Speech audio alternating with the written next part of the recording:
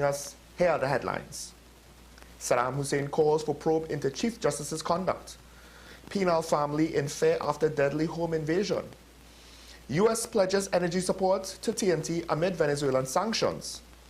And internationally, Turkish student detained in U.S. over pro-Palestinian activities. Now for the details. Opposition MP for Barataria Sawa, Saddam Hussein, is urging Prime Minister Stuart Young to trigger Section 137 of the Constitution to investigate Chief Justice Ivor Archie's role in the resignation of former Chief Magistrate Marcia Ayes Caesar. Hussein said the Privy Council's ruling, which found Ayes Caesar was pressured into resigning, warrants a formal probe. The ruling also paves the way for Ayes Caesar's reinstatement as a High Court judge with full benefits.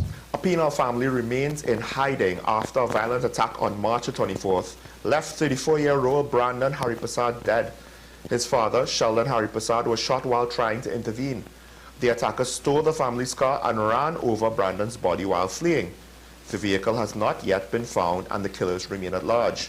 The family says they are too traumatized to return to their home. The U.S. has reaffirmed its commitment to Trinidad and Tobago's energy security despite ongoing sanctions against Venezuela. Prime Minister Stuart Young met with U.S. Secretary of State Marco Rubio in Jamaica for bilateral talks on energy, trade, and national security. The meeting follows a recent announcement by U.S. President Donald Trump that countries buying oil from Venezuela will face a 25% tariff starting April the 2nd. Young is expected to provide further updates on these discussions at a post-cabinet briefing.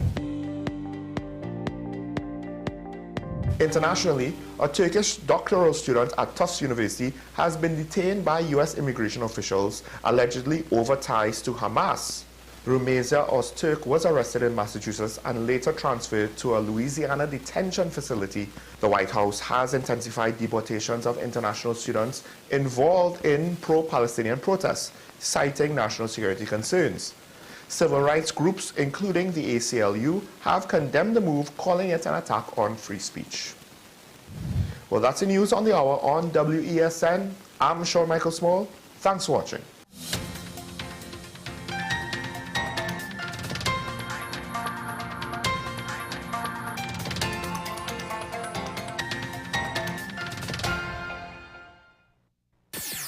WESN.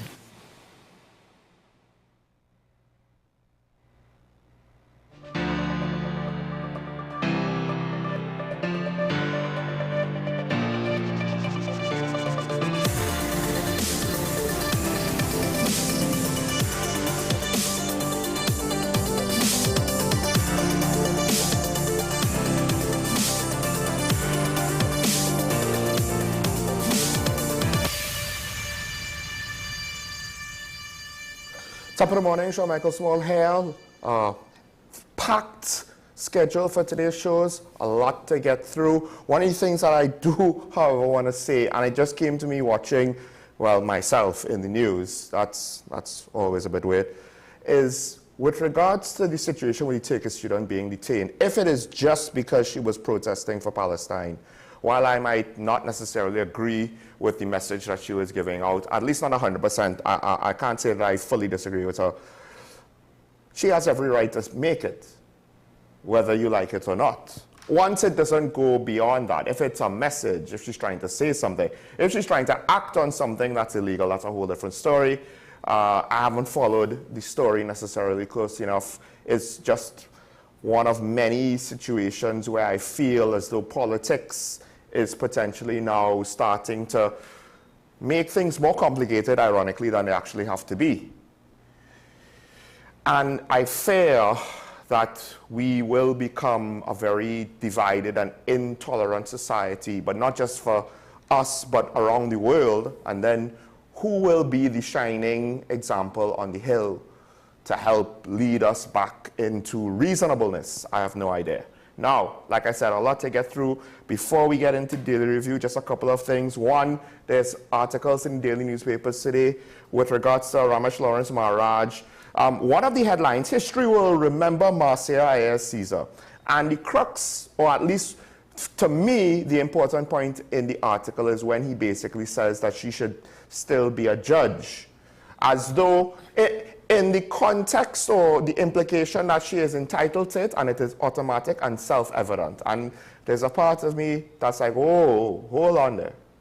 Yes, the Chief Justice, he made a very bad procedural error that the Court of Appeal and the Privy Council had to correct to prevent a very bad precedent from being formed, a precedent with far-reaching implications down the line, because it doesn't actually set a clear precedent of outright bad faith behavior, but it does open the window to easily allow even worse instances, or rather instances with worse motivations, to occur down the line.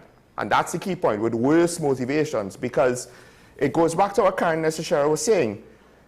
It's almost as though in the news cycle, we have completely forgotten / we willfully ignore the fact that at the end of the day, there was legitimate public outcry with what Marcia I.S. Caesar did, and that was acknowledged in the Privy Council ruling. It was acknowledged that her actions were reckless or intentional. Oh, jeez, and I lost you. That's not the word they use. I'm paraphrasing there because I forgot the word that they actually used. I actually used the word on Wednesday. Right? It wasn't a case where she had a little oopsie and, you know, slap on the wrist and everything's forgiven. And one could argue that the Chief Justice, ironically, potentially, I'm not saying this is the case, but I think it's a possibility. He broke protocol in order to allow her to withdraw from a situation where there was public outrage against her. But that's the problem. He broke protocol. Even if you're doing something nice for somebody, well, this is the irony. This situation, ironically, is a situation where every time you go to a public servant and you ask for a bly, you ask for an ease up, even, and you're thinking, I know it's against the rules, but oh gosh, it's not a big deal. Well, on some level, this situation is that writ large. The principle is the same. I'm not saying that he definitely was giving her a bly, but when you look at the situation and you think about how HR situations are, to some extent, not fully, it could have been. And I just find it interesting because the narrative now, at least with the headline, wants to paint Marcia I.S. Caesar as some kind of hero for justice. What about the accused in all of our matters that had to be restarted? And this is the thing. I'm starting to wonder now, in this situation, do I have to question the integrity of my peers? Or the judgment of my peers? Or dare I say, the compassion of my peers? It's almost as though, oh, no, the Chief Justice is worse, so we'll forgive something that affected far more people in a way that most of us probably won't understand. And then, just wait, in probably a couple of months, some of these same media people will probably have some kind of article about someone stuck in remand, someone who the judicial process is taking too long, someone whose case took 10 to 15 years. Woe is them. Who the magistrate treated unfairly. Oh no. Where's the Chief Justice then? And they'll be calling for the Chief Justice to do something. But when the Chief Justice does something about a situation that was detrimental to the accused in 53 cases, yes, he didn't do the right thing. He did the wrong thing. Let me be clear. But he was trying to address a legitimate issue. And the fact that the media is forgetting that, I've reached the point now where, and I can't ascribe motivation to everyone that this is what that they're doing it deliberately. Maybe they're not doing it deliberately. Maybe too many people in the media are lemmings. They just follow in the pack. They just follow in the herd. Alpha Wolf goes and we as followers and we follow. I don't know. Maybe it's carelessness. Maybe it's just ignorance or blindness. I don't know what it is, right? And it's not like absolutely they're all just doing the wrong thing. There could be levels, that shades of gray, regardless. It's starting to sicken me. And you know what? If people don't agree with it and don't like it, fine, but I've reached the point where maybe we're not as wise and compassionate as we would like to think we are. Compassion is a hell of a thing. A lot of evil and harm has been done throughout history based on ignorant compassion. And I'll leave that there. One thing that is of interest to me, by the way, switching gears, a hard left turn here, new Public Utilities Minister Colin Burt is basically supporting or looking to support, I guess to some extent verbally right now, initiative to reduce plastic waste in this country. And part of it is with regards to recycling efforts. Here's the key thing about recycling plastic. It's very inefficient. It's very inefficient because to break down the plastic efficiently is expensive. So to some extent, it's inefficient with regards to that. You can't get around the economic reality of the situation. But then on top of that, it's inefficient in the sense of contaminants can make plastic waste unusable. And one of the things about recycling plastic is not only is it potentially very expensive, but there's degradation in the plastic. Because when you make plastic, you produce it from chemicals, it comes out as a certain product, then I would assume you have processes to make that plastic easily molded to whatever shape you want to be and to have a certain level of consistency and integrity in its physical structure to do the task that you want it to do. But when you're recycling it, those sorts of things now start to degrade. And ironically, if you take plastic that contained material for human consumption, food and beverages, that waste, that residue could contaminate the plastic, but also the degradation to then try to reuse it for similar purposes, it might not work. Usually, now what I've seen in my research might be old, but recycling efforts in Germany made products that weren't necessarily, complex. They went from maybe some kind of food container or what have you to like a simple keychain or a cup or something even simpler than that. So there's a part of me that says if we really want to deal with plastic waste in this country, at least right now, because here's the other thing, you could recycle plastic very easily using toxic chemicals and all kind of bad processes to really break it down to build it back up into something more effectively usable. But the problem is the processes now have environmental concerns. What we really should be looking at, in my opinion, and this is where the economics might push back, is not using plastic. There was a time when we used glass, and glass would be, I would assume, a lot easier to recycle than plastic. But it is what it is, right? The food industry went from styrofoam to recyclable materials, and I'm not too sure exactly if that has the same problem with contamination, but this will be an ongoing thing, and to some extent, however, I'm not here to rain on the minister's parade. Efforts should be put in place to fund, essentially, I guess you could say, you're not necessarily funding, we're definitely just going to have a recycling plan, but rather look into what would be the best way to do it and to provide maybe incentives, research grants, or whatever. Because to some extent, local manufacturers for these things have done some amount of research. It might not be a lab with testing materials. It might be basically trying out things with regards to their manufacturing processes or what have you. That has been technically, the scientific research has been done abroad, but we still need to spend money R&D wise to see what could work for us with regards to our supply chain, the economics, how we're going to manufacture the machinery have, investing capital or not, and it could be financially prohibitive, but I do think that the amount of plastic we utilize and then thus throw away, well, at some point our landfills are going to run out of space, and this is a material that does not break down very quickly, so it's a problem. Quickly, Saddam Hussein has called on the Prime Minister to revoke Adrian Leonce's ministerial appointment. I understand, this is long and short. I'm not going to take too long on this. It's very simple. He's going to be a minister for a few weeks, and then presumably he's going to be out of public office.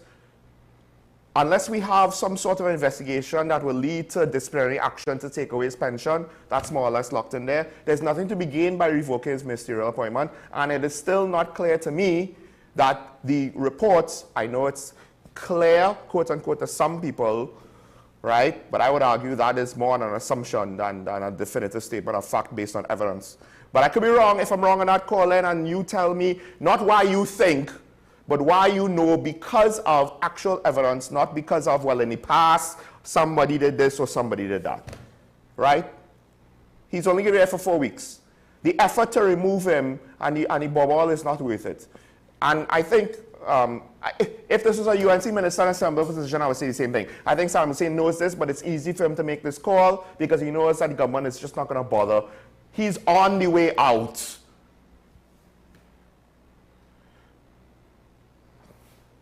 And just the last thing I'd like to point out, Frontier Airlines, they apparently, it's an ultra low-cost carrier. They're going to be cutting their route to Trinidad from April, so that will be sometime next month. It just goes back to what I was saying about the airport. It's not that the airport is a bad project in a vacuum. It's that our tourism industry cannot utilize said airports. It's as though, think of a local soft drink manufacturer making a warehouse 100 times bigger than what they already have. What would be the point of that? And that might actually be underselling it. Because we have visitors in the tens of thousands and they built an airport for 3 million. And I was pointed out by somebody today, by Mr. San Fernando, and they're going to, the Caribbean experience, they're going to get a Western experience, but if you wanted a Western experience, why would you come to the Caribbean? When I say a Western first world country, yes, you want some of the infrastructure to be modern, but there is, and I've seen enough examples, I don't have time to go into that, but there is limits to how you want that to play out, right? So you do want to have, ironically, yes, to some extent, the island life, they don't want it all modernized. But of course, you can't say that for every tourist. So we have to wait and see. But the fact that a carrier now wants to bow out of coming to Trinidad, this is not a Tobago flight, to be fair, I believe. But it doesn't bode well in general, right? Every time we lose a carrier. All right, let's go straight in to today's Daily Review.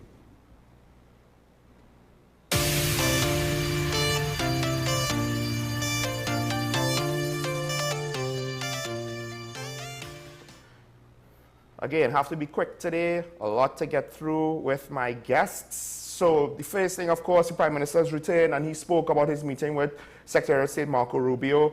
And basically the headlines are saying they're still going to try with Dragon. There's still hope, folks. There's still hope. And one thing I want to point out that I do agree with, Larry Lala, Senior Counsel, said that all reasonable citizens will be supporting Prime Minister Stuart Young as he engaged in bilateral talks with the U.S. Secretary of State.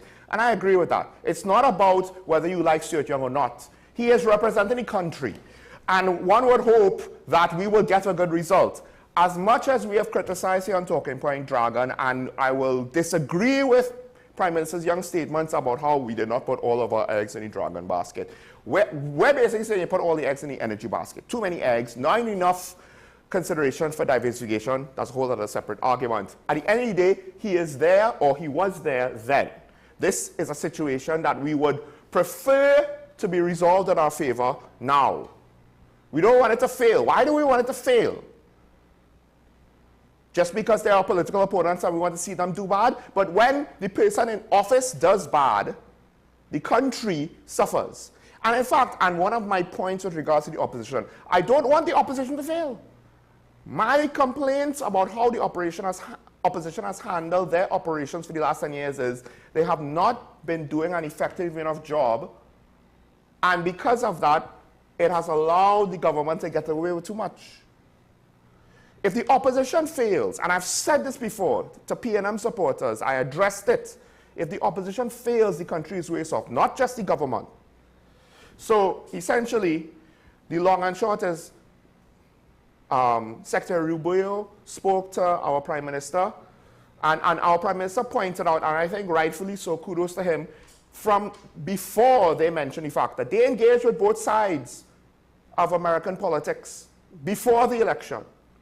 And now he is pointing to the fact that this is the benefit of doing that, of setting that groundwork. He and Amory Brown went up there, and Secretary Rubio revealed generally, from what I understand, the policy or maybe the philosophy behind what America is trying to achieve. And as I pointed out yesterday, it seems as though there is some room to potentially allow us to have our Dragon deal or any other dealings with Venezuela. The thing is, though, and I think the Prime Minister did just enough, I would maybe prefer that he would have used a little bit more, but just enough language to imply that, look, there's room, but there's no guarantees. We're still moving forward, but this thing can still sink. I wish he maybe would have been less optimistic in his language and more realistic, but he did not necessarily outright say, Dragon is fine and we're moving ahead. He did say that, look, this might be affected, we still have manatee, but we're moving ahead. And I think that's reasonable or reasonable enough, right? Again, the whole idea is there have been statements from the Secretary of State saying that the U.S. is committed to TNT's energy security and the region's energy security, right? Now, how that will look, perhaps part of the negotiations and the hardline on Venezuela is actually to force them to essentially comply and still have some ability to engage in the future. Because one of the things is, at the end of the day, some of these stances with tariffs, it's not to say that they don't want to do business with China, they don't want to do business with Mexico, they don't want to do business with Europe. This is one of those tricky things with President Trump. He is negotiating in a hardline position, which in some ways is a bit scary, but in other ways is ironically a bit understandable, because business as usual negotiations where everybody kind of treats everybody else with kids' gloves, meanwhile hiding daggers behind their backs. That's not how he's playing it. And I think to some extent it's actually, he might be going to extreme, but it might be a good pushback with regards to the usual passive aggressiveness you get in international relations. Moving on, so the UNC has put forward some economic proposals, and for the most part, a lot of what I see is nothing special. It really isn't. There's one thing that I do find interesting. Now, some of the promises that the opposition leader has made over these proposals with regards to, okay, no property tax and we'll reduce certain taxes and this, that, and the other. I don't know if that's realistic, but with regards to property tax, at least, I think it's something that could be debated, right? I don't know how realistic it is because it all depends on the budget. One thing that they did mention, so I'm not going to be all negative, one thing that they did mention is the fact that they want to make Spanish mandatory. I don't know if that's a good idea to make it mandatory, but the idea has merit. Because Latin America speaks mostly Spanish, some Portuguese. I don't know to what extent it overlaps. I'm not really that great at languages, right? And Spanish, to some extent, is becoming somewhat of a secondary language. Even with the United States, they have a Latin American community. So it's one of those things where, for the Western Hemisphere, you could argue it's the second most important language, or just as important as English, depending on how you look at it, right? Of course, France is also a prominent language, but not to the extent of Spanish. And it goes back to a lot of people who want to draw parallels with Singapore, and what did Singapore do? They made everybody learn English. Now, it's not an apples to apples comparison, right? And for people like me who, the way how I learn things, languages, is not up my alley, right? At least by my experience. So I don't know about making it mandatory, but trying to put more of an emphasis on it. Trying to make it more widespread. And I believe part of the proposition is to do it while people are younger. I think there's merit to it. Of course, now, implementation is usually the stumbling block of any good initiative in TNT. So if they win, I'm curious to see how this would unfold. For all we know, at some point, somebody will put just enough pushback and they'll abandon the proposal altogether. Who knows? The last thing I want to get into, and this is somewhat important, I probably don't have enough time to do it justice, so I may revisit this, especially if it continues in a new cycle. So the appeal court, essentially, with regards to the buggery law, I think they went as far as they are comfortable going, not looking to legislate by court order, right?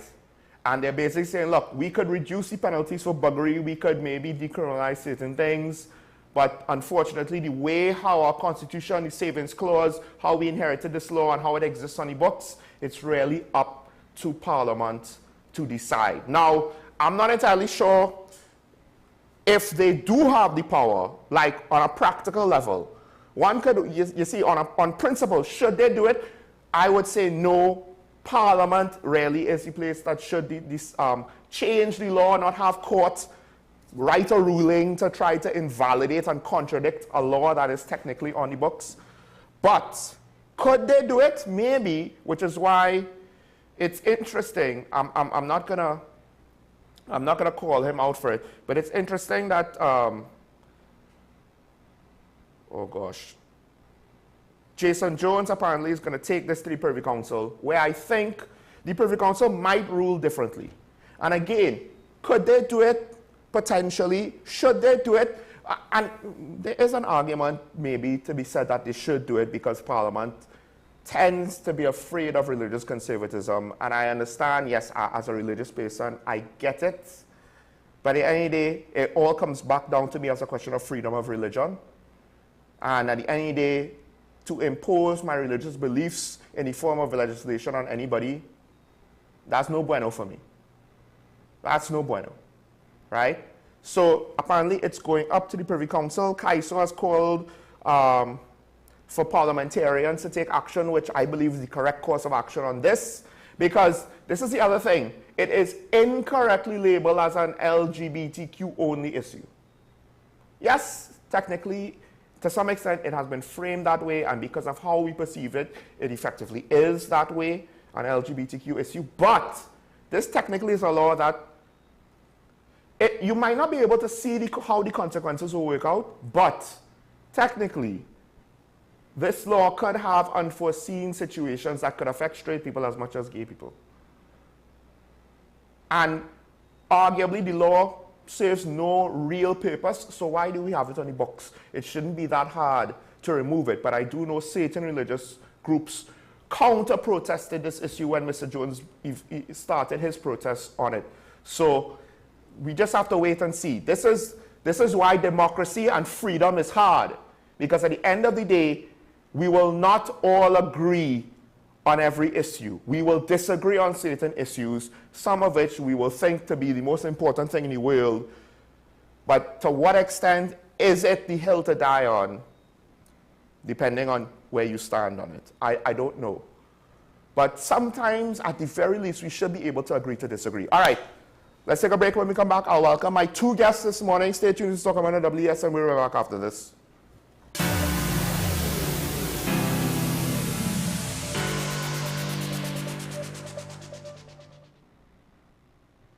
My name is Dr. Stephen Carroll, the CEO at Community Hospital of Seventh-day Adventist, and we are committed to making good private health care affordable. For all your medical needs, including dental, radiology, laparoscopy, behavioral and mental health, along with many other services, contact us for more information at 235-5479. Community Hospital of Seventh-day Adventist, where good private health care is affordable. This is 10 Questions. I'm Andy Johnson. The distance from where we should be in the world in going forward on our commitments with climate change. The effects of climate change that cannot be accounted for. It's called loss and damage, and we're seeing loss and damage happening so much more in this decade and the previous decade. The principal term there was this question of the correspondent banking issues. That is why we're trying to build capacity with this country here, Trinidad and Tobago, and other countries in the region. Man is not showing any signs of stopping or even slowing down. More than half of the forest in Trinidad is already gone. All the plants and all the animals and all of the nice clean water and fresh air and everything had to be on this planet for humanity to have a chance. We have small change when it comes to countries that can take decisions, and when they speak, the world listens. The General Assembly is a very democratic forum. And Trinidad and Tobago has the same vote as Canada, in spite of the obvious difference in size.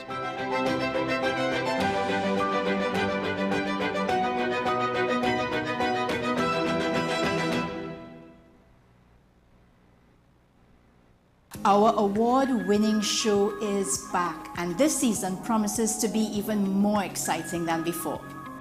What's Up, Doc isn't just a title. It's a call to action for anyone who wants to improve their health and well-being. Join us on this thrilling ride towards better health on WESN Content Capital. As always, we appreciate you starting your day with us. Let's get into this morning's first conversation. Is the country's healthcare system more at risk more than ever? Why it has remained unaddressed for so long? Political parties get lots of cash, big cash from financiers, and then when they get that now, you can't account for it. But it's really the specialist nurses who we are in a greater shortfall for. We can tap into the resources and have them, at least form some mentorship programs. Highlight our food systems, and which will attract persons from all over the world to come and experience something that actually supports the local economy. We're lucky that we have a vibrant legal system that allows change to take place, and it's not that matters are just swept under the carpet and discrimination is allowed to be perpetrated. A lot of people don't know that there were attempts to ban the carnival, suppress the carnival.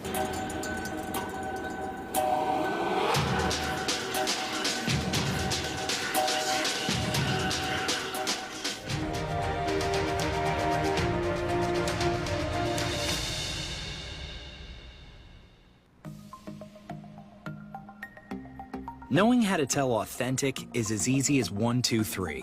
Find it, match it, search it. Step 1, find the style number on the tag.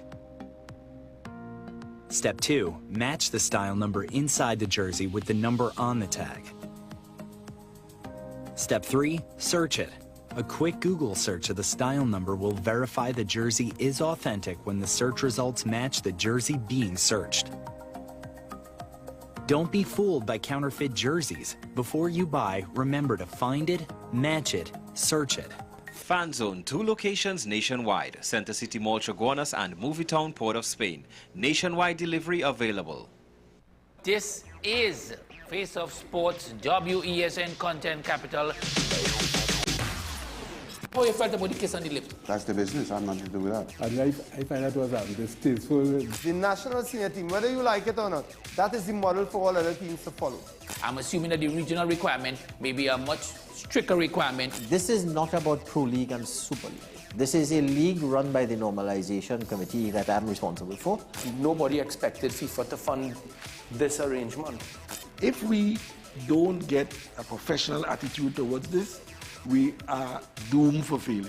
You break the balance, trip the leg, control the body. They ain't gonna stand put forever. Why you want the Chiefs to lose so? Why you want the Chiefs to lose so? They already have 2. Lamar don't Why? have. You're jealous because you know the Chiefs getting closer to the Patriots. Let's go to the last part. No, of the no. Let's go to the last part.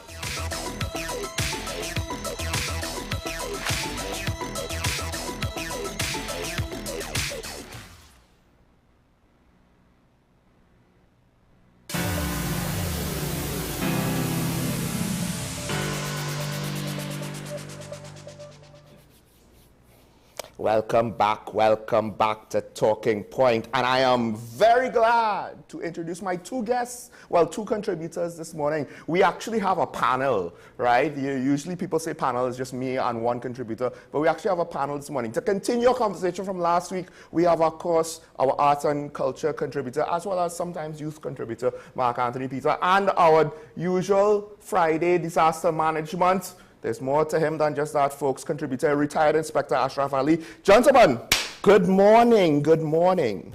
I don't like that look on your face. What's happening? Yes. No, because I'm hoping for a good conversation here. I have 2 brilliant people with different perspectives, so it allows us to kind of take this topic and stretch it even further than we did last week. So, of course, we spoke about youth in politics. And this ironically, Mark is looking at me. This was your topic. This was your suggestion. But I have a place that I wanted to take this. Okay. And essentially, Great. Ashraf, we were talking about youth engagement in politics. So I guess for both of you, we could start with Mark first. I have the question up as one of the lower things if they put it up. are we failing to develop future leaders? I think that's the key thing here.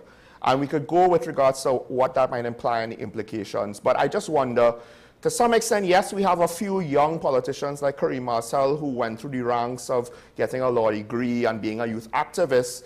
But to say that that's a common thing, that we could point to multiple examples across various constituencies, I would say, well, as far as I'm aware, not really, right? And then there's the difficult question of, well, if we are not developing enough youth leaders, who's going to lead the next generation once most of these people retire? Because at some point, you know, Father Time is undefeated in sports and in politics. Mark, you could start. All right, so good morning, Trinidad and Tobago. So I have two questions. One, the first question is, what is an example that we can follow, that we can call on, that would encourage the youth to be in leadership positions, in politics specifically? That's the first question. And the second question that I have is, have those who have gone before, have all of those, or majority of those who have gone before, made a concerted effort to make room for the youth in politics? We were talking off here, I mean, and it's a point I made the last time I was on Talking Point, when I joined you on Zoom.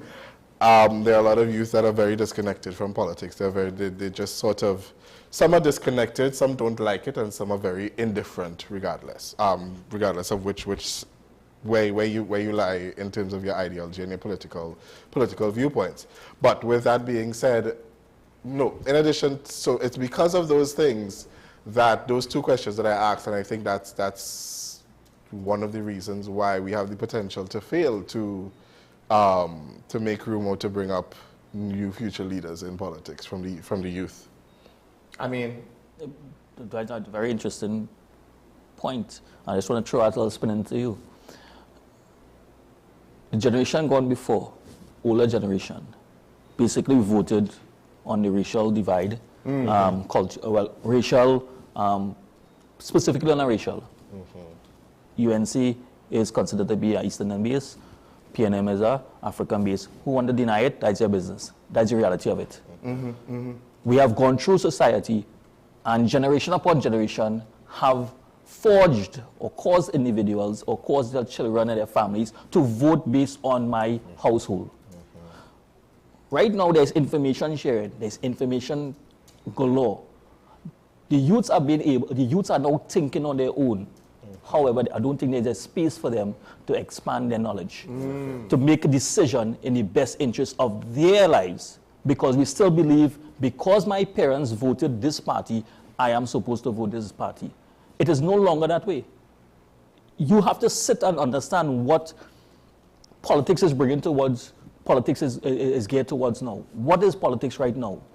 Is it going to benefit me tomorrow? Or is it benefit me now? Is the persons in politics and what they are proposing to go forward with to lead me, because that's what I'm voting for. Somebody to seek my interest in the future, or seek the interest of my family in the future. Am I willing to give my support to this particular party or this individual in a party? So I don't think the youth see it in that way. So would you say that essentially what you just said there is the answer to the question, at least to some degree, with regards to who are the examples of leaders? And I would also argue, answer to the question, how did we engage young people with politics in the past? And both of them leads to the fact that we pointed to race. Would that be fair to say, Ashraf? It is. And unfortunately, it's a sad reality for Trinidad and Tobago, and we have to come out of it now.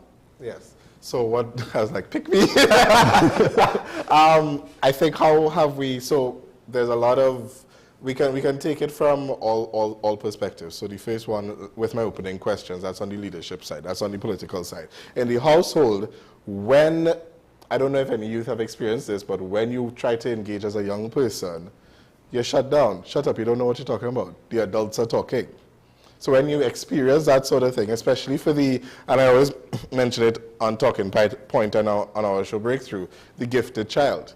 We have a lot more gifted children who are a lot more engaged, who are a lot more, as he said, thinking on their own, who are interested in certain things. So when you are interested, maybe people expect you to be interested at 15, 16, but when you're interested at 10, adults are like, oh, I wasn't ready for this. I don't know how to. So the immediate thing is to shut down. The adults are talking. You don't know what you're speaking about.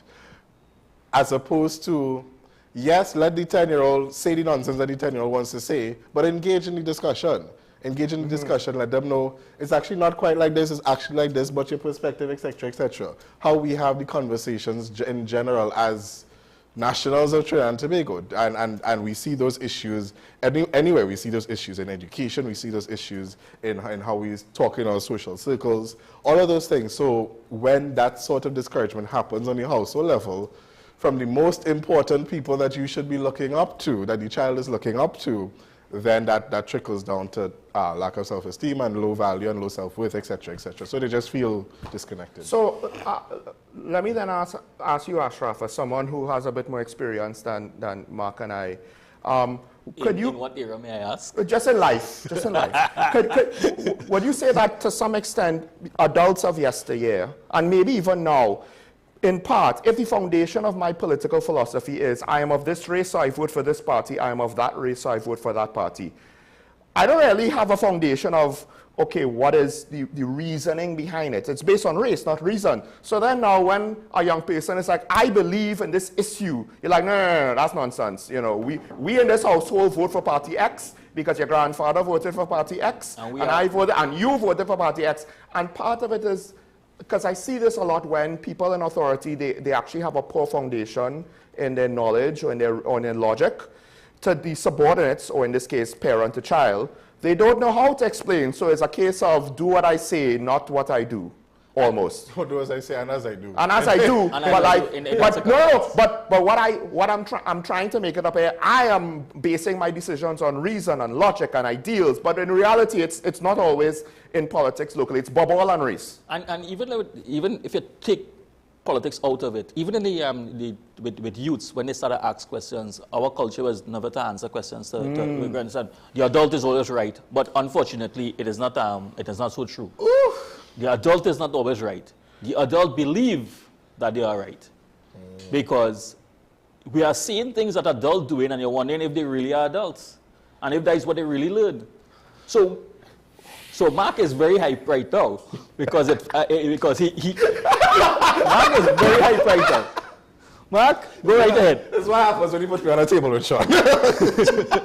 So, okay, so I love the point that you're making. So I have a genuine question just as the youngest person here.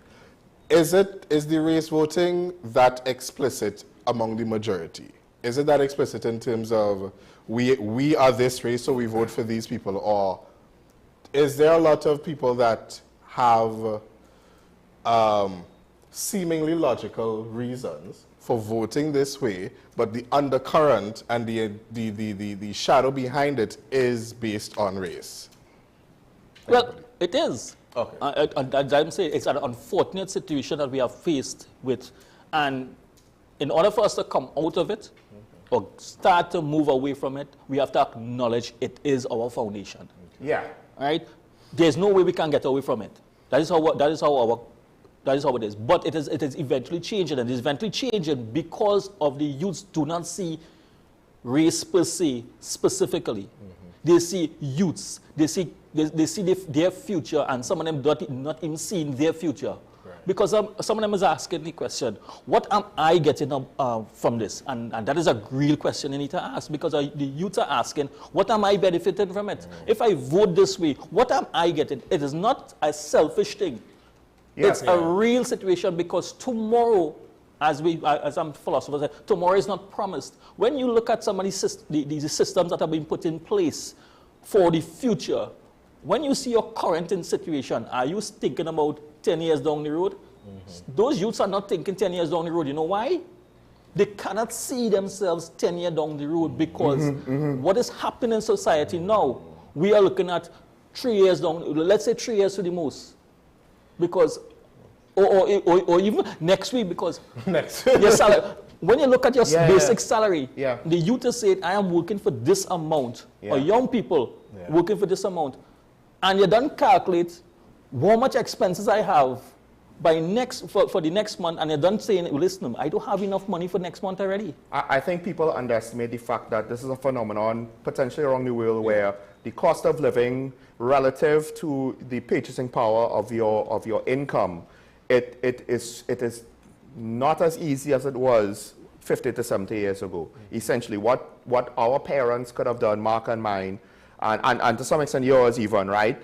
It's not the same thing. So the struggles you have now with your family, your parents probably did not have in quite the same way. They might have had different struggles, but with money, yes, right? But the math was very, very, very different. And people have looked in America where, you know, the kind of mortgages you could have afforded and paid off with certain salaries, you just can't do in a lot of places in America now. And I would argue we have a similar phenomenon. Again, it's not going to be quite the same. But one of the things, just to add to your point, race is the foundation of our politics, but I do think there's some room already that it's not the be-all and end-all, but the race being the foundation kind of locked in, okay, this area, mostly Afro-Trinbagonians, they're going to vote for PNM. That area, mostly Indo-Trinbagonians are going to vote for UNC. Because it's set the foundation, but then like the geographic split, it's almost like there's an inertia. We don't know how to change. You know, the household making decisions, the area. I'm in a PNM safe seat. My vote against the PNM won't matter. I'm in a UNC safe seat. If I vote against the UNC, my vote won't matter. So, and then the race will always come back around now and reinforce that underlying foundation. But I would argue that we're not like fully locked into the race, but it is still always there in the background. When you look at it from another perspective, if someone from an East Indian background joins the PNM, what's the first thing that comes from the East Indian community? Oh, well, yeah. And vice versa. Yeah. So it is believed, it is believed, the perception is that you are not supposed to support another party that is not of your origin. But when you look at the parties at this point in time, I am just simply laughing. You know why I'm laughing? Because it's no longer based on race anymore. There's an intermix of cultures, intermix of religion. There's an intermix of religion, race, and even a diversification of individuals who make up these parties. So we have to stop thinking race alone and look now as to what the party and the members of that party is going to bring for us. Well, there's an implication in the two things that you said there, right? Because I find that, yes, you see a lot of the bullying or the prejudicial statements in politics online. Say the UNC or the PNM, they have a political rally, they put it on their webpage, and then you will either get supporters being making very prejudicial statements against the other side, or detractors making very prejudicial statements about whoever the video is upon. The point is the language is at a level where I'm like, I can't even put that on air, right? Because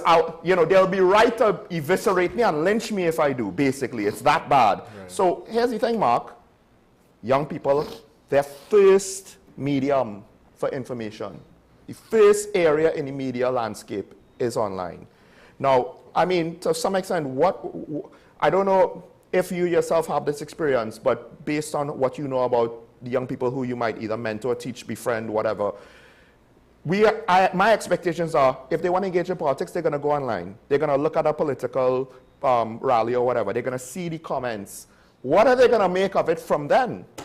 Well, first of all, they are engaging in politics, but they're not engaging in our politics, because the reason for that is based on how social media works and the algorithm and all of those things, you get a lot more readily available information on international politics. Yeah. Like, prime example, mainly America, mainly North America, right? So there are a lot more conversations happening about the North American politics than there are about local politics, right? And that's just us versus social media and how that works, sort of thing. Now, if somebody comes onto a page that is having a political discussion, I mean, the comment section is you can see the comment section is where you see the cesspool of humanity, right? The way people comment, the way people call names and all of those things. And you know what? You get it from all ages. Yeah. You get it from all ages, right? From the person who, and again, everything is in such small sound bites. You can't get the full context, you can't get the full story. So they get their soundbite, they take that information, and that information is forever stored in their brain, and they think that that is fact, as opposed to actually going to do the proper research and ask the proper questions. But again, it's discouraging to do that. They don't do that because of how indifferent they feel about politics. Now, one of the things that he made an excellent point. What are the real things that are being offered to us? It comes back to the last point that I made when I last was on Talking Point. It's promises are being made and not being fulfilled. And I'll add to that, it's a mix, coming to your point about how things were different then than they are now. It's a mixture of promises being made and not fulfilled, and false promises being given to us coming up. And because of how rapidly the world changed, it turns out that some of those things are actually not true. So for example, get your degree. Go and you'll get a secure job. Meanwhile, how many of them are asking for 5 years experience before you even go into the job, right? Mm-hmm. The degree is never enough, right? So when you go from, the advice we were given, stay in school. Obviously that's great. Primary school goes straight to secondary school goes straight to tertiary. You graduated from tertiary, oh, I need to get a job. Oh, I don't have the experience. This is my first stint into the real world. After graduating with your bachelor's, so you're in your 20s, you're in your mid-20s already, as opposed to getting involved in certain things as from young, right? Not necessarily go and work because that's illegal and that's child labor, but being involved in certain organizations and then sort of working your way up and having some level of experience as opposed to just school, because we were promised academics only. Yeah. And then once we came out of that, once we have graduated, then we realized, but I'm not reaping the rewards of academic. The system was a one-size-fits-all. Exactly. This is the path. Exactly. And because of how rapidly the world is changing, we can't keep up with all of those things, all of those ideologies all of the time. Now, Ashraf, we've to some extent spoken about this with regards to national security, right? I'm sure, the conversation of young people who feel that they don't have opportunities, and the extreme examples, of course, the outcomes are those that fall into a life of crime. But I mean, just based on your observation and even based on some of the things you said earlier, where yes, are the promises not being kept? Like, I do wonder if young people are basically looking at politics and the news and thus assuming that is society, that's the be-all and end-all of society. And it's like, well, society is there, and I am left behind here. I'm an outsider. There's no room for me in that. I didn't even know what to make of that. And for every criminal, they might have someone who doesn't necessarily go to a life of crime, but they feel disjointed from society, disconnected from society. They don't even know how to be productive in society. And they fall through the cracks, and maybe some of them end up as criminals, some of them end up on the streets. Do you have any concerns, or do you have any experience to speak to, like, how this negatively affects young people? Because I'm starting to wonder, like, there's a lot that we're missing. Well, firstly, when you look at it, there's two things that when I grew up, people say I don't discuss: politics and religion, right? Those are very controversial as well as emotional triggers for individuals. And I'm saying I will leave religion out.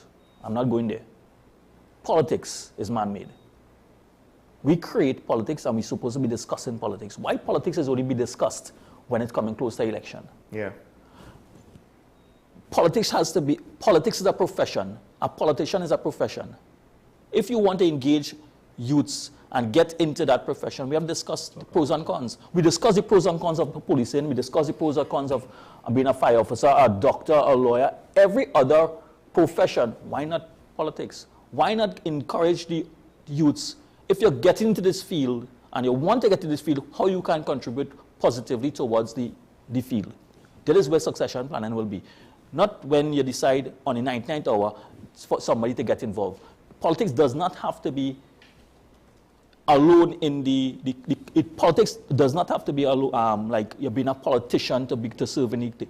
Politics is discussing the issues that surround governing of a country. That is politics, the pros and cons. We don't allow youths to do that. Now we're pushing them aside, and then in schools, do we allow children to express themselves in schools? I am saying that sometimes we allow them to express themselves too much in certain circumstances. In the wrong ways. In the wrong ways. But what is expression? Our expression 10, 15, 20 years ago, how we express yourself in school, is not now. The expression now is different. Children are more vocal because parents in their households are allowing children to be much more vocal and are more expressive. How are you going to stifle that in a school environment now? Right. When you're reverting to so you're giving conflicting views as to how to express. Society has accepted certain type of behavior that has become accommodating, or I should say acceptable in society. Simple thing of a child want to go out online. Yes, you could go online, but you have boundaries. But then you have consequences towards doing certain things. Simple discussions. And I've always said, they are parents, but parents don't know how to be, they make children to how to parent, because we are not learning those things in school. Life skills are not taught in schools. You figure that out home. And some people in homes have no understanding about life skills. I mean, arguably, you just pointed out the education system, one size fits all. You're pointing to the fact that there's inertia for it to evolve with the times. And I pointed out there's inertia for our politics to evolve. And one can make the case, maybe there's a through line here. The education system simplifies our mindset.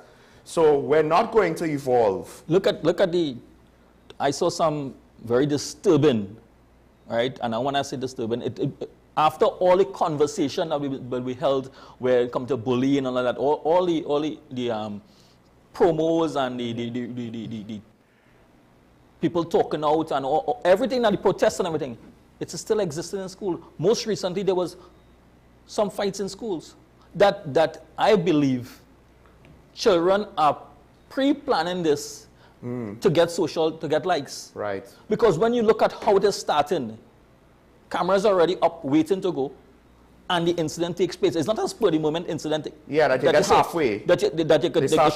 You could actually see it is being planned, and it is forced or collaborated in a particular way. I'm going to assault this person today, and I'm going to beat up this person. I'll make sure I have a camera because I am going to start to do certain things.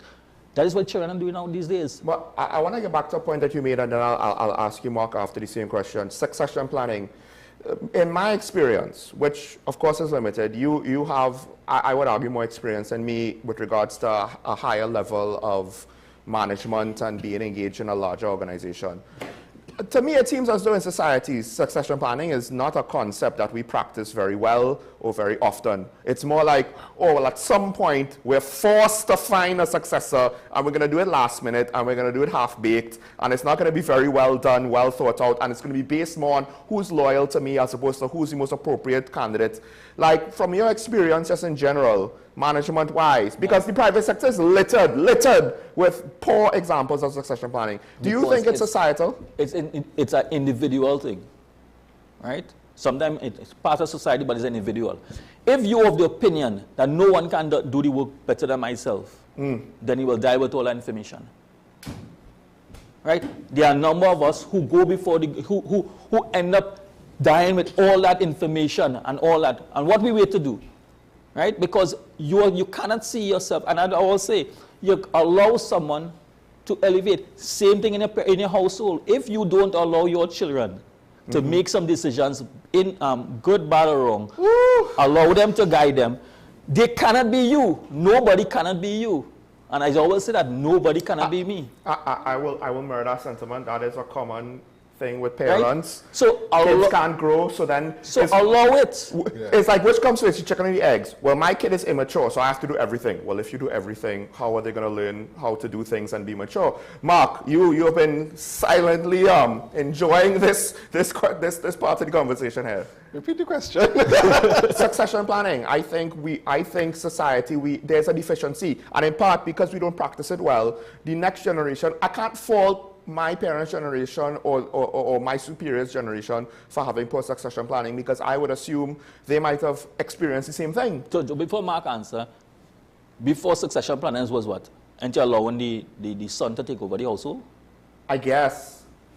So if your son is not good enough, the firstborn. not don't say good enough. You're not seeing that child from the parents' perspective. right, okay, yeah. Not seeing that from that child is capable of taking that responsibility. Are you not going to hand it over to the daughter? It might be a daughter because your daughter is much more. Well, I mean, capable. traditionally in certain cultures, the answer to that is no. So then we have to understand right? it Including is no Chinese longer culture, not just Eastern culture. It is. We have to understand it's no longer about the race or gender anymore.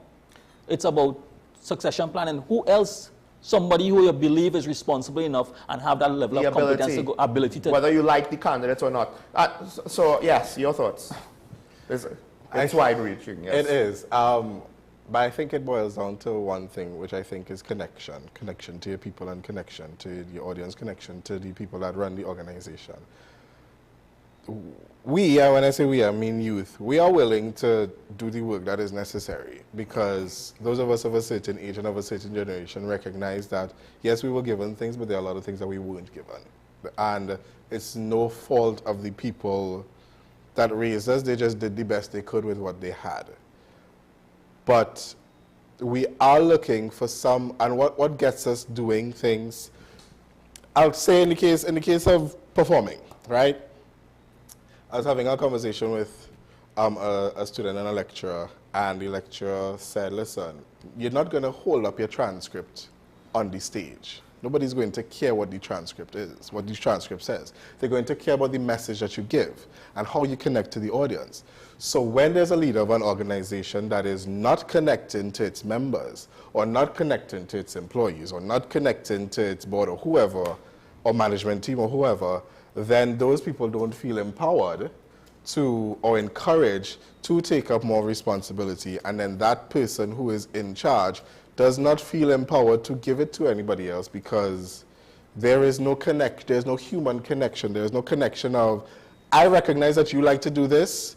Can you be in charge of this? And using your words in a way that is very encouraging, using a way of, that was a really good job of what you did such and such ago. I would like you to do this for me, and whatever you decide, we'll review it and then we'll go with it.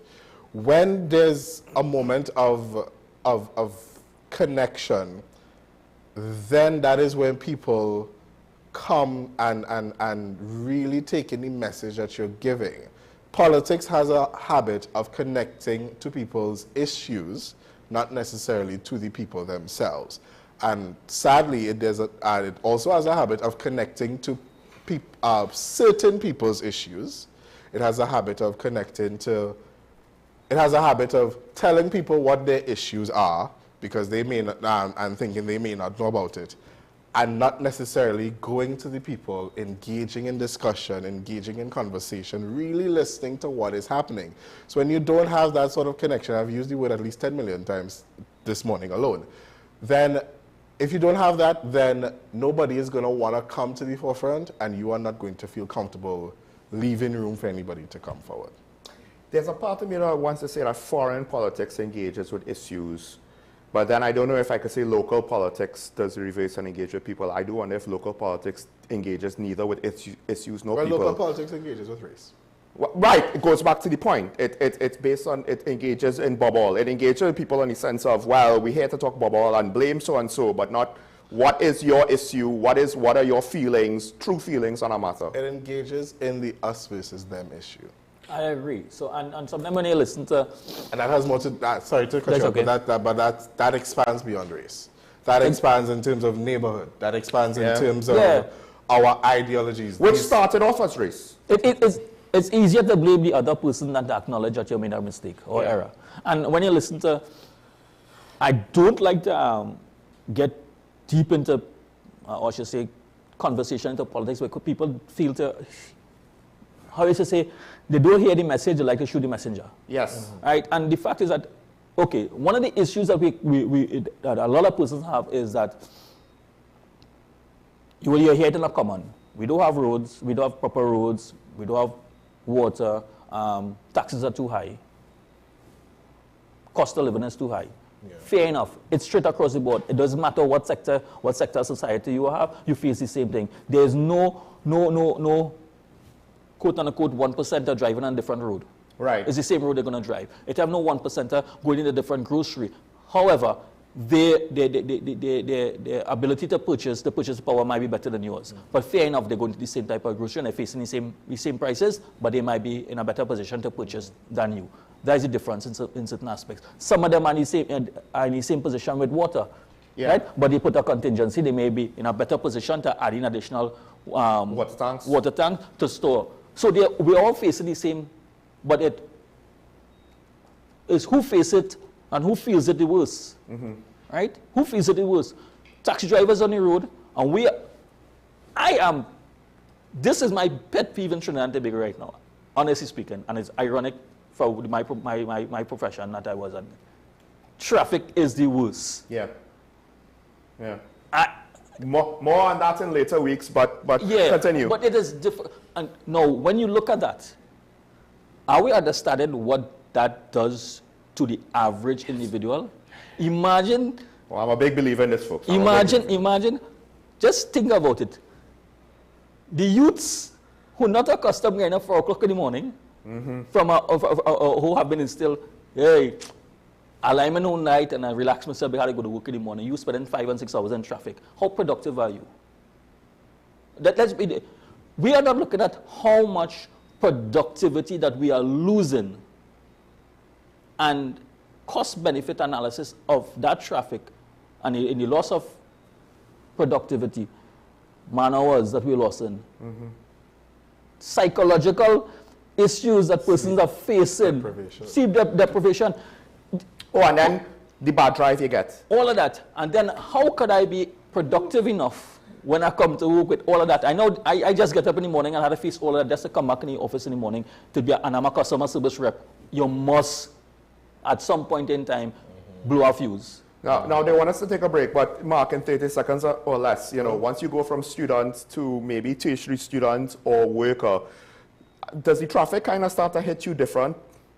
Because I feel for some young people, like the reality of, oh, this is a commute now, this is daily. Well, personally, for me, I've been doing it since I was a child, because I live in the East, but I went to primary school in Port of Spain. So I'm used to getting up before the sun is up. Right. All of those things. I'm not. Must be nice.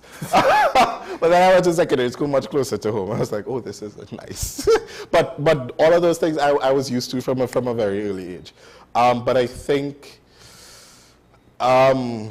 for people who are not used to that, it does hit them, and then when they have to decide that they have to travel, and then it does hit them how unreliable certain things are. Yeah, because if you're late for school, it's different from if you're late for work. I would say, Mark, quick, 10 seconds, 30 seconds. You weren't used to it, Mark.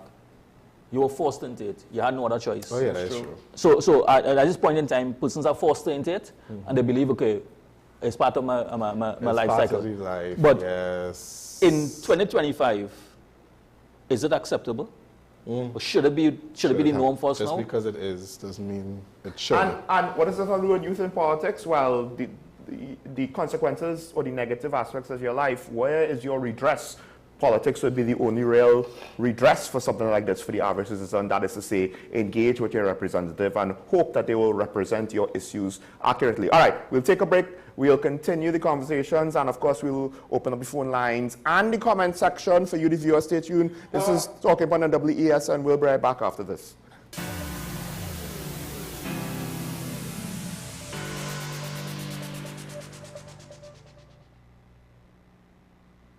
Do you need treatment for obesity or any related abdominal procedures?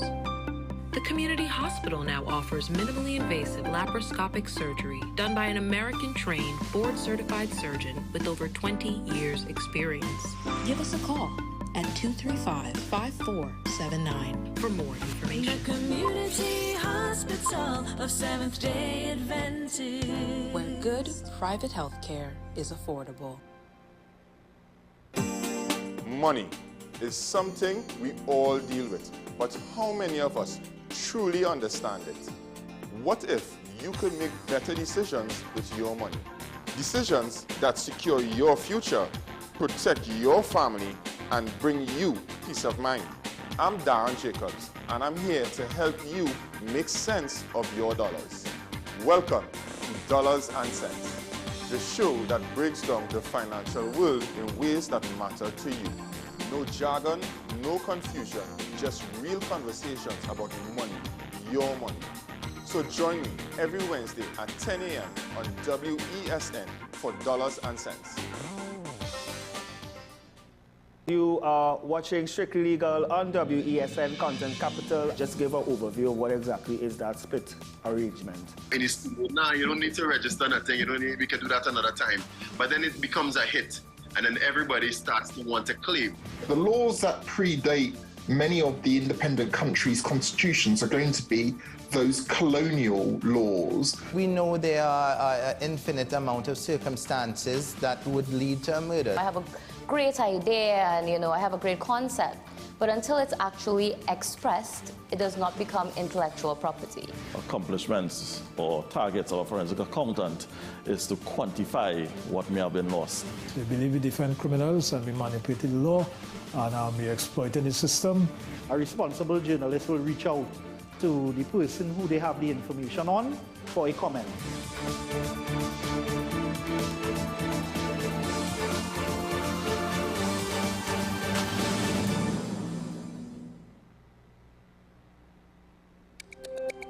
Every word, every line, every paragraph depicts a real moment in someone's life. A father, a sister, a mother, a brother. We at Newsday are dedicated to you, the people, and through independent, unwavering journalism, strive to always bring your stories to life. Because your stories are more than just words. Newsday, independent and credible. We are tackling the hard-hitting topics, some controversial topics, some topics we sweep under the rug. You don't always have to forgive in a relationship for it to move forward. If it is you are in a situation where you forgive the person, but to the detriment of yourself, what are you really doing? It is very uncommon for somebody in the younger age group to have dementia. Atheists don't not believe. Is that I can't disprove God, but you also can't prove God, so we cannot have a stalemate. We'll focus on the woman who's being the victim, right, or the man has been the victim. We exclude the children. Folks are trying to study the underlying brain mechanism to figure out how does this particular disorder happen in the brain? How is the brain processing this? Don't worry about AI, worry about humans working with AI. Are you willing to learn new skills to stay relevant for the future job market? That's the challenge that people are going to struggle with.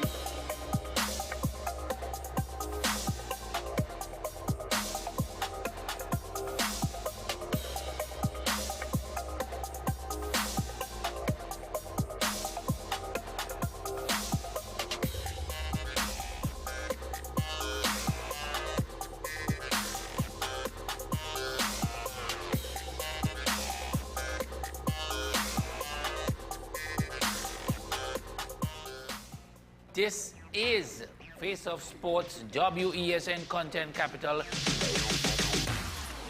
How you felt about the kiss on the lip? That's the business. I'm nothing to do with that. I find that was distasteful. The national senior team, whether you like it or not, that is the model for all other teams to follow.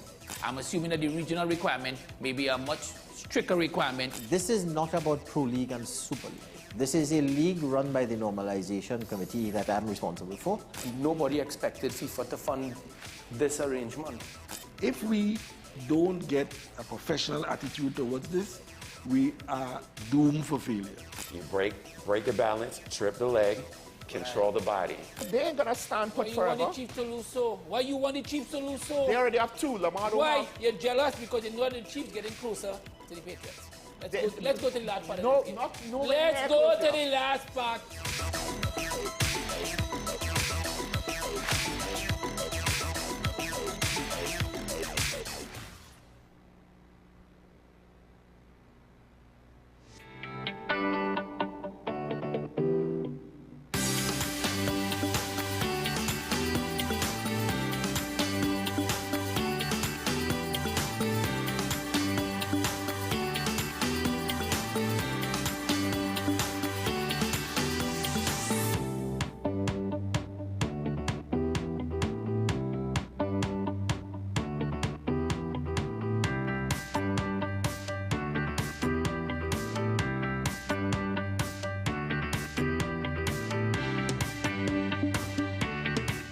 This is 10 questions. I'm Andy Johnson. The distance from where we should be in the world in going forward on our commitments with climate change. The effects of climate change that cannot be accounted for. It's called loss and damage, and we're seeing loss and damage happening so much more in this decade and the previous decade. The principal term there was this question of the correspondent banking issues. That is why we're trying to build capacity with this country here, Trinidad and Tobago, and other countries in the region. Man is not showing any signs of stopping or even slowing down. More than half of the forest in Trinidad is already gone. All the plants and all the animals and all of the nice clean water and fresh air and everything had to be on this planet for humanity to have a chance. We have small change when it comes to countries that can take decisions, and when they speak, the world listens. The General Assembly is a very democratic forum. I mean, and Trinidad and Tobago has the same vote as Canada, in spite of the obvious difference in size.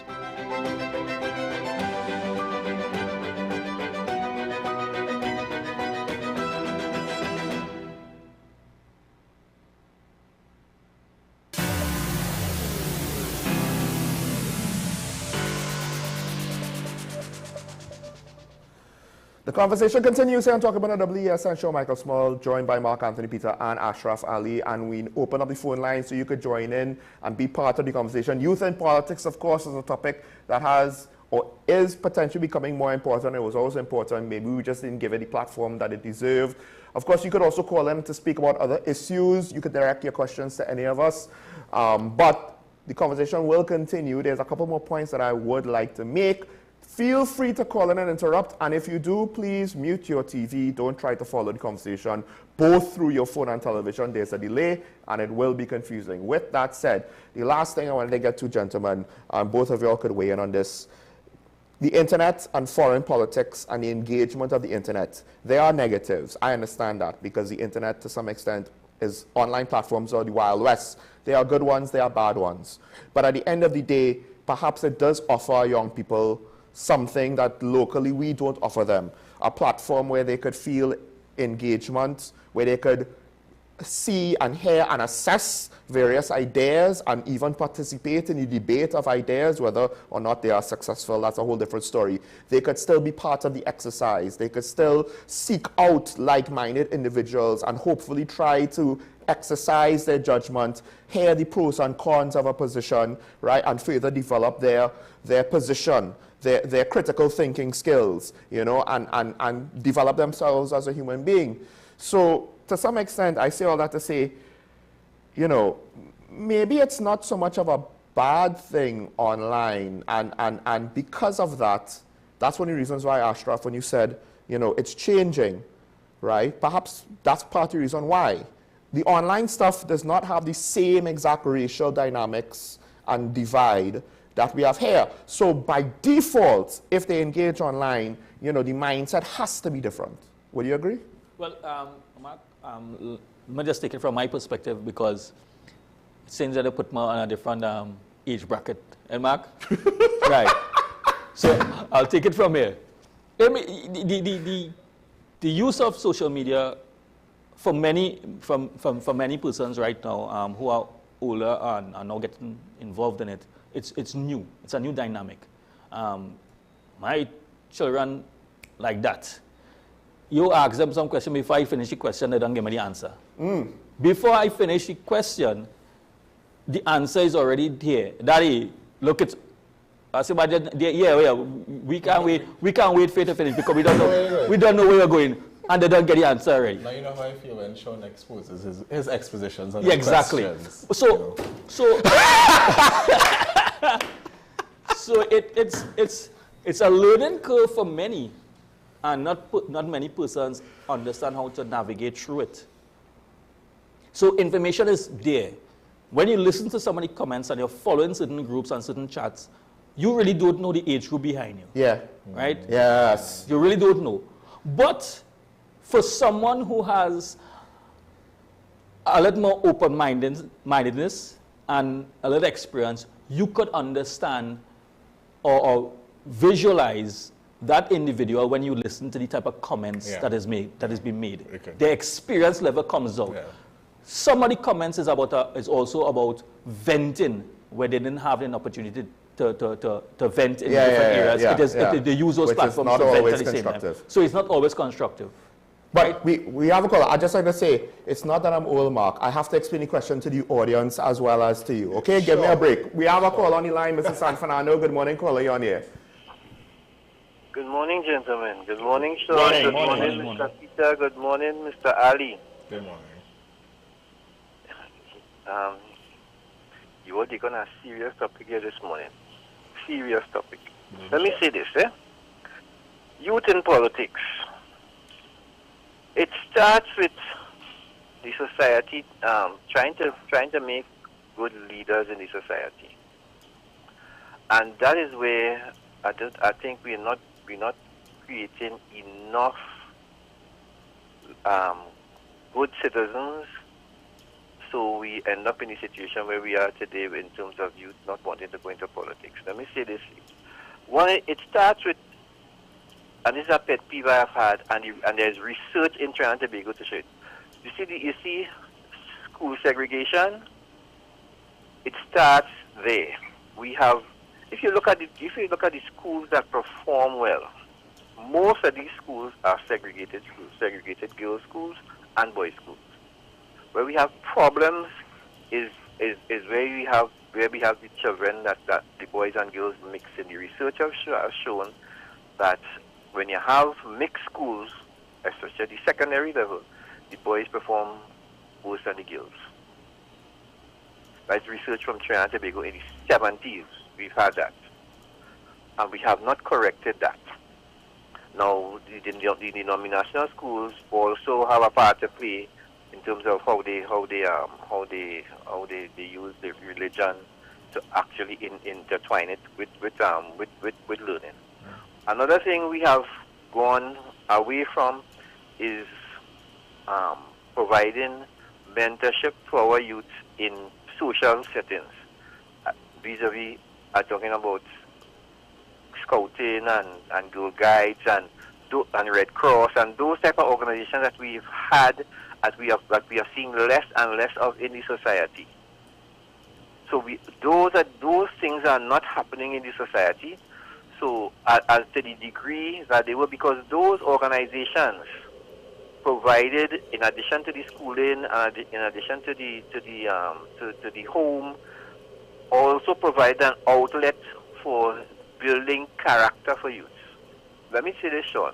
You know, I used to be a Cub Scout and then a Scout, and being a Cub Scout shaped all my beliefs as a growing up all through life and how I treated my children and how I live. You know what the Cub Scout promise? It's simple. I promise to do my best to do, well, we had Queen in those days, right? I promise to do my best to do my duty to God, the Queen, and my country, to help other people and to keep the Cub Scout law. And the law was, a Cub Scout always does his best, thinks of others before himself, and does a good turn every day. That's simple. And with those things, once you are around the right people, you develop friendships, and you come through life trying to always do your best in whatever you do. And we are lacking those things in the society. Hence the reason why we're putting people out, young people out there who don't see themselves as wanting to contribute, as being part of the future, as Asha said, seeing the future, seeing 3 years down the road, 5 years down the road. And that is not happening in the society. So what we need, we need to produce more upstanding citizens, or let me say more people that we can take an example from. We need more Peters, we need more Smalls, we need more Kittens, we need more Sule Josephs to be seen, to understand that you can do these things. That's one of the things I'm proud of about the station, because it's a lot of young people on the station. No offense, Ashraf, I just have young people on the station that are there showing that we can do this. I don't know the philosophy behind the station, how it happened, but that is what we need more of in the society. And if we have that, we will have better leaders and all the race things, and but it will disappear or dissipate. I'm not put it that way. Have a good weekend, gentlemen. Thank you, caller. And the first thing I'd like to say is credit to Mr. Ghani. It's his vision, Rodney Ghani, to push more youth in the media on the station to get a new perspective on things.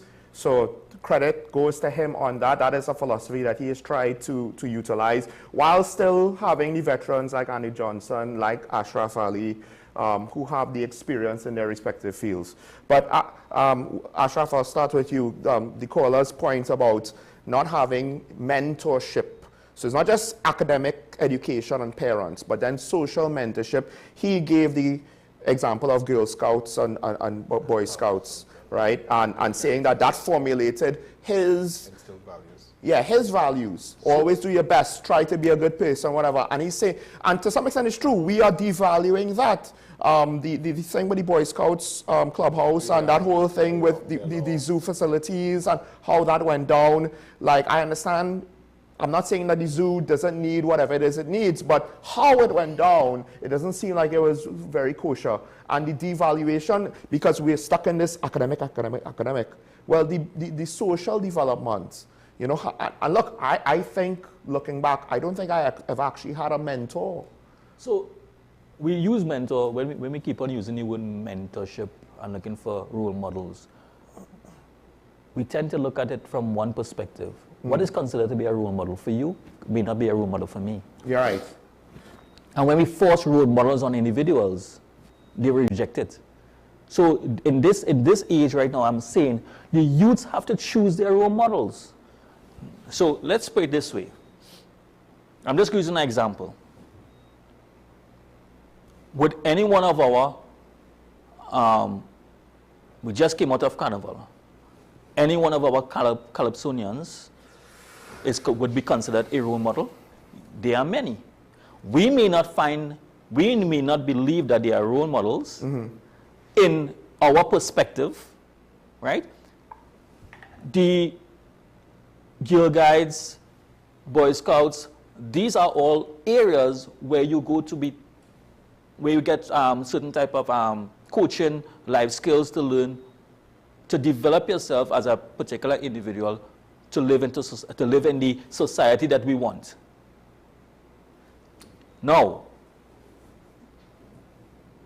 some of our cultural role models, and I'm using that word loosely at this point in time, may not be the role models that the generation from yesteryear would like. But it's the role models for now. You know why? Because some of the youths see those individuals as to what I would like to be, or portray, or the type of life I would like to live. There's a connection.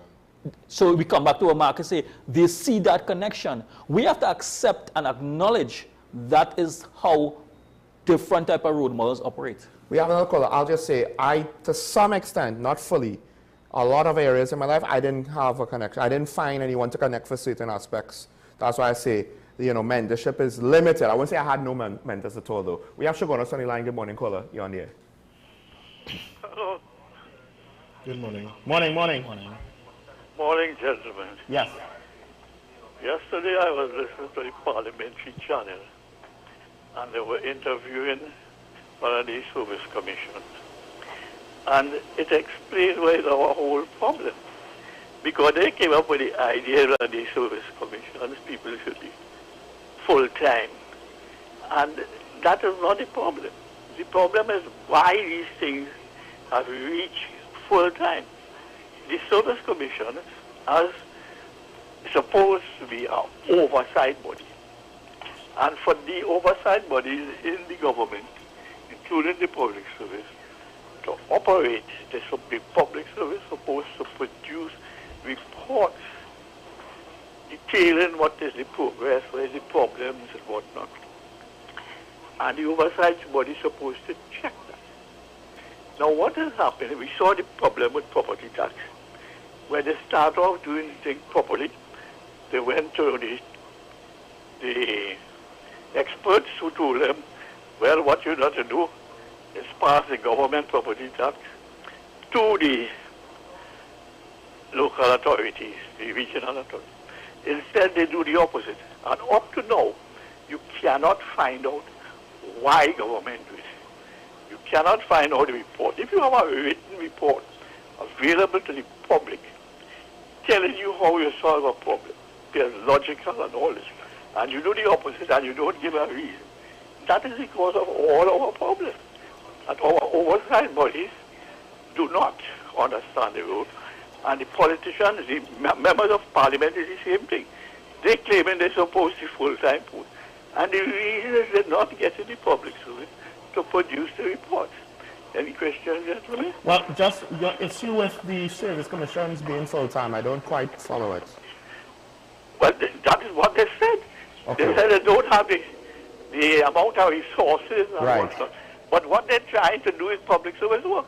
Yeah, okay. And all I'm saying, I made the point some years ago with the annual administrative report. And what an annual administrative report is supposed to be the summary of all the advice the agency or the ministry made. Yeah. All right. Okay, gentlemen. Thanks, Professor. I think the key thing is, unfortunately, the professor tends to be idealistic in how the public service and government is supposed to work. The problem is with regards to basically those things, there's always the political agenda that's going to upset the apple cart. So we could get all the nice reports that we want to say this is what we should do, but then the political agenda might say, but this is what I want to do based on whatever my needs are and how I want things to work out. And then there's also the personal agenda of some public servants as well. Right? At the end of the day, some public servants, they have their little fief. They don't want their fief to be interrupted. I'm in charge of this area of the public health sector. You want to put these things where we have to clock in with fingerprint scanners? No, I can't have that. Or maybe even just the workers, they don't want that. So they damage the scanners and lack of accountability. Nobody deals with that. So then we have to go back into signing in, and then my friend could sign in for me, and so on it goes. I mean, my friend signing in to me is a widespread practice across the board. And, you know, to some extent, it's probably in the private sector too. But I'll leave that there. Mentorship. Mentorship is something that you've also spoken about. I guess you could say, unfortunately, one of your... What? Give me a second. Shagonis is back, probably to disagree with me. Professor, yes? You said it's the political agenda. You know what politics is? Politics is the art of government, which is good government. That cannot be a political agenda. That is a non-political agenda. Well, yes. Okay. Okay, thank you. Thank you, Professor. That's debating with semantics and correcting me. Technically, he is right. Unfortunately, we have turned politics. We use it informally as an ugly way, but he's informing us politics means the art of governing. But mentorship, I do believe, I assume, you know, we had one of your mentors before she unfortunately passed. You've had people to guide you in making your career, right? And I think that's where I didn't necessarily have a mentor. But would you say your situation is more unique, perhaps? It's not the norm, locally at least? I don't know enough to say if it is unique or not. I think, I mean, I've had many people that I have considered mentors, or at least considered role models throughout different stages of my life. And I think one thing that really always, it comes back to my original point, one thing that always, that drew me to them or drew them to me was that whole sense of connection. They were able to connect to something that they see that I did. So one of my mentors who passed away a couple of years ago, I think she recognized sort of my gentle spirit, and she sort of resonated with it, like she could identify with it. And then when she saw, okay, he's really good at what he does, etc., etc., he has good values. And then just over time, I mean, she started off as one of my lecturers, right? And then, you know, and so it's a matter of, again, how you connect to the people. Something as simple as, like, I was sitting in UE, just minding my business. I was about to eat, she was about to go, and then, but she saw me, I'm Catholic, so before I ate, she saw me, made the sign of the cross, right? So she saw me that I was about to pray, and she's like, then she came out her car, she's like, are you Catholic? I was like, yes. So she went inside of her car, got her prayer card, and gave it to me, right? So it's just those little things that they see, they observe, they're like, okay, I recognize, and this is somewhere where we could connect to. And is it that all adults should be role models? Yes, but we need to be careful of not forcing too much on the youth, because if it's something that you can't connect, if you just see a child, if you see a child in deep trouble, deep distress or whatever, yes, you do your best to help them. But when it's a matter of, you know, you can't, being a false role model to somebody that you can't connect to is actually doing more harm, can actually do more harm than good. Right. We have another San Fernando, different San Fernando on the line. Good morning, caller. You on here? Yeah, good morning, gentlemen. I have a little contribution to the mentorship program, right? Now, we have quite a lot of retired people, experienced people, right? Like my friend on the panel there. Good people. And they could still offer a lot of advice and give direction and so on.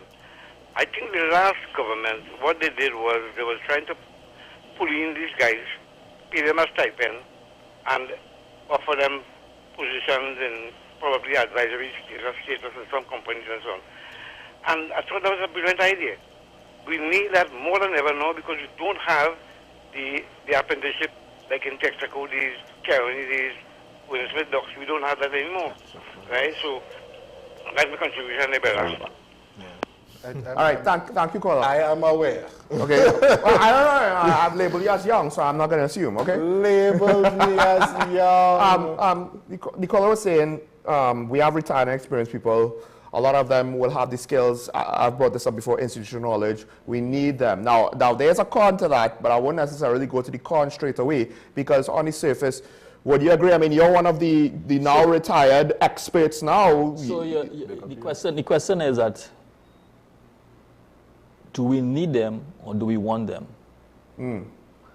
You can need, but you don't have to want. Right. Because you need the skills. You need the experience. You need it to be handed down. Yes. Does the person that you are handing it down to is willing to accept that knowledge? That is a cultural, so that is where when Mark is talking about mentorship, when we talk about mentorship and we talk about role models, it's two different, in two different things. There are two different scopes with it. I can see someone and say, I want to be a role model. Role model from the perspective of that person is successful in life and successful in this field. And I want to image my success as his or career as his. As an individual.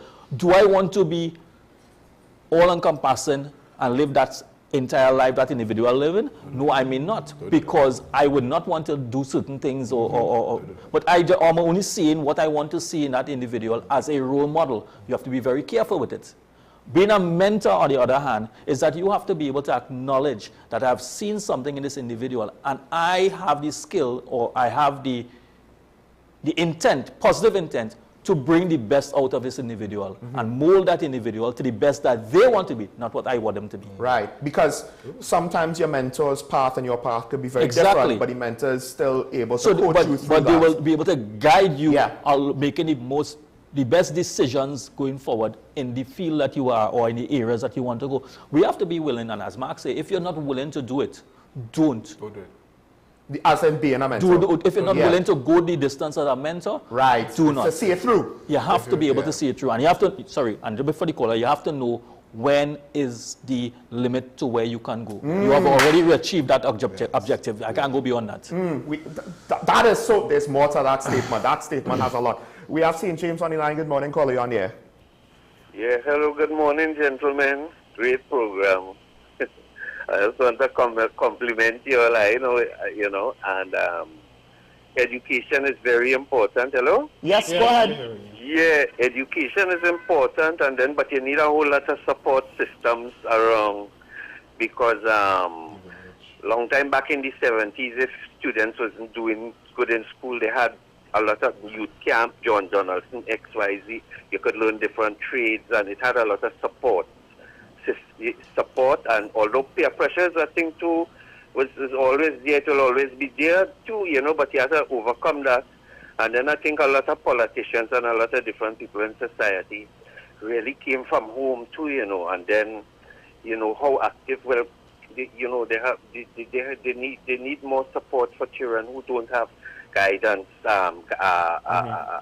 proper guidance, you know, at home, you know, they need assistance. The education is the important thing, you see, and so the kids will rise up, but the support system, some kids not doing well in school early, long time, the teacher send and call, time the child reach 3rd standard in primary school and call the parents and they had a meeting with them and say, look, the child definitely ain't doing good in education level at all. And they had where they used to go to another ministry and used to put them into trade. And many of them, you need the support systems around. I don't know where all that gone, and you know, God knows that it is, you know. So, gentlemen, you all have a great program. Enjoy your weekend. God bless you. Thank you, caller. Thank you for the compliments. So, just saying, part of it is when the demands of the workforce took the second parents out of the home, it just made things more complicated. I'm not going to fault women for going to work. I'm just saying the second parent, whoever that may be, because now middle class requires 2 incomes, right? The bar raised, not necessarily the long-term benefits of society with regards to the requirements of how to afford to live. So that is what it is. I'll just say this, the con of the last point is with regards to the getting experienced people. I think to some extent that exercise or model has been turned to some extent, and I may be misusing the phrase, into a form of political patronage, where some senior people, I don't want to ruffle no feathers because I want my next contract when I technically retire. Me too. Right? I hope just saying. I hope I can get you. So. You're not there yet. You're far from retirement. So I'm just saying. I just have two really quick points. Quick. Right. Come back to the mentorship. You said, can the person receiving the knowledge want to take any knowledge? But can the person we want to hand down the knowledge, can they? Yeah. We may have a vision, this person needs to hand down whatever. Sometimes are they capable sometimes of the doing mentor identifies the wrong successor. Sometimes the perceived person that we want, you know, and you're forcing it. And the last thing on to his point, we have some of these programs that we have some of these extracurricular programs still, you know. But I think what's happening is, but I think we need to be careful in saying that we don't have it, because what I think the problem might be is these programs are functioning on a model that may not reach everybody in the same way. It's still the sort of one-size-fits-all type of thing. But I think because the gap between those who do have the academics the academics and the extracurricular activities versus those who don't is getting wider. So it feels as though we may not have it. So I think maybe the model by which they function. That's a whole other debate. I'll just say it's a combination of, we have a problem with information distribution in the country in a whole, private, public, whatever, right? The police communications showed me that it's not a fault that they're not putting in effort. It's a fault that a lot of these systems we depend on are imperfect, and the public is just not getting information. And then the other thing is, culturally, to some extent, this one-size-fits-all model has been imposed on us to the point where we think it's such the norm, we don't know ourselves how to break out for it. The issue of the proverbial village of raising a child. That too. That proverbial village is no longer physical village anymore. Social media has been playing a part of it. Yeah. So we have to for better or worse. So we have to, everything has a positive, negative context with it. So you have to know how to use the proverbial village in our environment right now, how systems going to work. Because I can communicate my entire village via phone, right? But you have to be able to be acceptable on how things are happening. And we still believe it has to be physical. It has to be, the neighbor next door had to talk to me. Because if the neighbor not talking to me, neighbor not talking to me on phone, it means that me and the neighbor not talking. But it's just because of how society is structured now. Communication and we're talking about work environment. We're not on the same page anymore. Not just that, COVID just changed the nature of society for better or worse. And the new normal is not what it was before COVID. Not quite different, but it is what it is. Folks, thanks to all the callers. Thanks to the panel, Ashraf Ali, Mark Anthony Peter, for joining me. We are way over time, so we'll wrap really quick. I'll just say, have a good weekend, folks. Stay safe out there. Remember, it's always nice to be nice. A very long weekend. It's nice, long weekend. And within that weekend, maintain your allegiance to the Republic and to each other. We will see you next week. Bye-bye.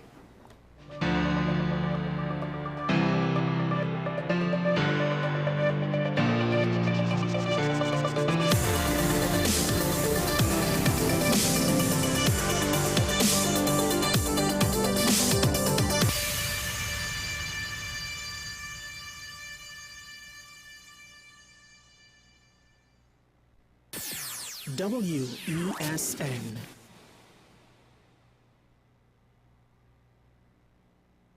My name is Dr. Stephen Carroll, the CEO at Community Hospital of Seventh-day Adventist, and we are committed to making good private health care affordable. For all your medical needs, including dental, radiology, laparoscopy, behavioral and mental health, along with many other services, contact us for more information at 235-5479. Community Hospital of Seventh-day Adventist, where good private health care is affordable.